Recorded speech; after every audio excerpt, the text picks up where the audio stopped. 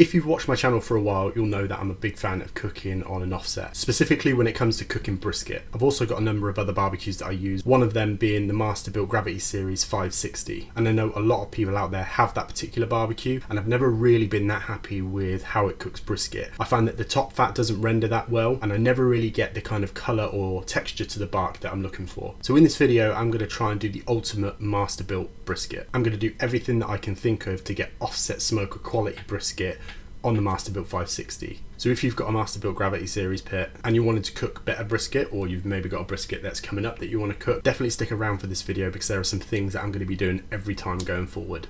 So the first thing that we're going to be doing to make sure that we get the best possible bark on this brisket is we're going to be using a 3:1 pepper to salt ratio. And I'm doing this because I want to be able to lay on a ton of pepper to help build that bark, but I don't want to over salt it. So I'm going 3:1, and I'm going to apply that rub pretty damn heavy. Nothing special on the trim for this brisket. I'm not doing anything different than I would do for an offset cooked brisket or any other brisket. You can click the link above to see how I trim briskets. And this is a UK grass-fed brisket from John Davidson's. There's a link below as to where you can buy it. So the next thing that we're going to be doing that's going to help us achieve that dark bark, we're going to be applying the seasoning to this the night before we cook it. We're going to season it up, put it into the fridge. You don't have to do this. It's something that I do, and it's something that I trust. So I do it pretty much every time. And I do think that it helps to build bark earlier on in the process. You don't need to wrap it in plastic wrap or anything like that. In fact, it's better if you leave it open in the fridge like you would if you were dry brining a steak. Just put it onto a rack with a tray underneath. And when you come back the following morning, you'll notice that the surface is a lot drier than it would be had we just applied the seasoning. So the next morning, the brisket comes out of the fridge and it is ready to go on the pit. You can see that the surface is nice and dry, ready for that bark to be built. And you can also see just how heavy I went with the pepper on this. And I can guarantee it won't be over salted with that 3:1 ratio. So as usual, we'll get the MASTERBUILT fired up. We've got some lumpwood charcoal and some oak chunks in the hopper, more than enough to do us the entire cook.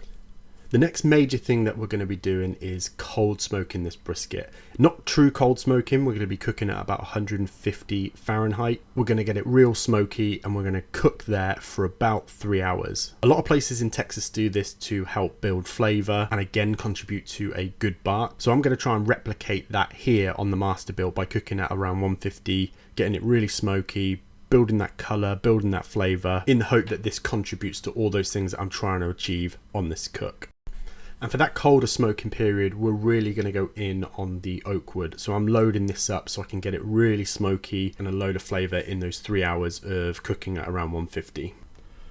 So for me, one of the main problems with the MASTERBUILT is that it's a bottom up cooker. The heat source is at the bottom. This causes two problems. It doesn't really render the fat cap if you're cooking fat side up on a brisket that well. And also if you're cooking on the bottom grate, what can sometimes happen is the brisket gets a little bit too crunchy. So the first thing I've done is raised it up using some cooling racks. I use these for sausage normally. I would like to be able to put a water pan below this, but I don't have the space. And you might ask, why am I not using the racks provided by MASTERBUILT to raise the brisket up? And the reason is I'm using these shelves to hold this super thick cast aluminium plate. As I said a few times, the MASTERBUILT doesn't do a great job at rendering that top fat. So I was thinking about what can I do to create top down heat in the MASTERBUILT, just like you get on an offset. So I thought if I put a piece of cast iron or a piece of steel above the brisket, that can heat up throughout the cook and radiate heat downwards to help render that fat cap. I did have to make a few adjustments to get it to the height that I wanted and close off the space between the cast iron and the brisket, but I got it where I wanted it to be. So I'm going to shut it down, let it cook at around 150 for a couple of hours before we start bumping those temperatures up. So after about 3 hours, the smoke seems to have done its job. It's got a nice colour to it. No fats have rendered. It's not really started to cook properly yet, but we can be pretty sure that it's taken on a lot of smoke flavour and the surface has dried out even more, that we can be pretty confident that the bark will form pretty early on this cook. So after that cold smoking session, I bumped the temperatures up to around 260 Fahrenheit, and this is about 3 hours later.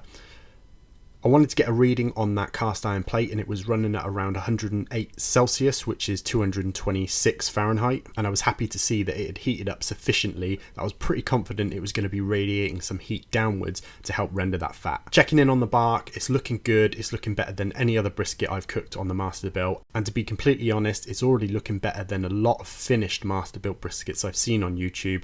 So fingers crossed it's going to be good in the end.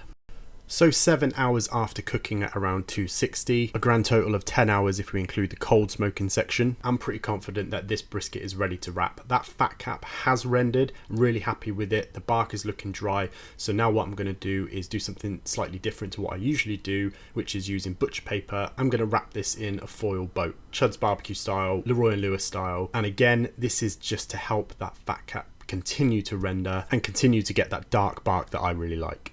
So we'll put this back in, bump the temps to about 275 and check in on it every hour or so. So it's been about 8.5 hours. I don't know if the sound's going to be great, but I wanted to catch this bit kind of as I do it. So I put this foil, piece of foil under the point end, which was the hotter end, just to stop some of that direct heat. But I think what's happened is that foil has baffled too much of the heat, or allowed too much to kind of go through onto the flat end. So flat end is pretty much done, and the point end is still feeling a little bit like there's a bit of resistance in it, more so than I'd like. So I think maybe the flat might be overcooked and the point maybe just about right, but I think we're pretty much done. So the fat's all rendered, you can see how squishy it is, loads of nice tallow in there, kind of comfying the flat. That point is a little bit tough. So we're going to take this inside now. It's going to hang out for a couple of hours, drop down to about 145 internal temperature, and then once it's hit that, it's going to go into the warmer and it's going to rest there overnight.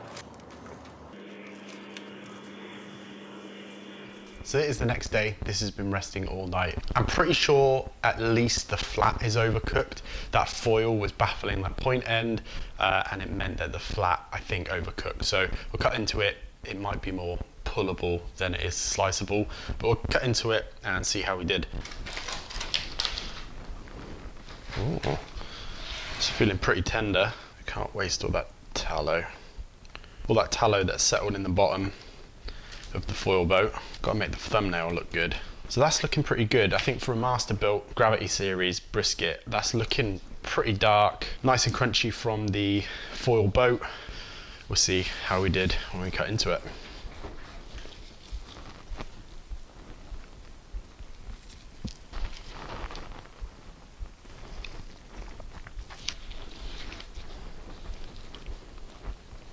It is a bit overcooked and the bottom is a touch crunchy, but hopefully you can see for a UK grass-fed brisket, it's pretty damn moist on the flat. Let's get another slice.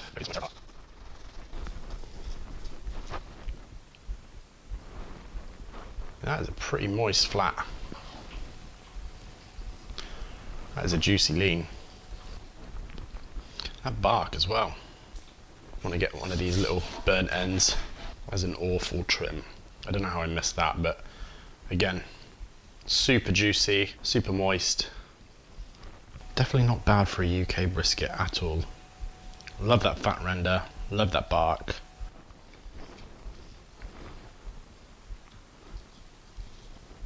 Give that little burnt end a taste. Really good.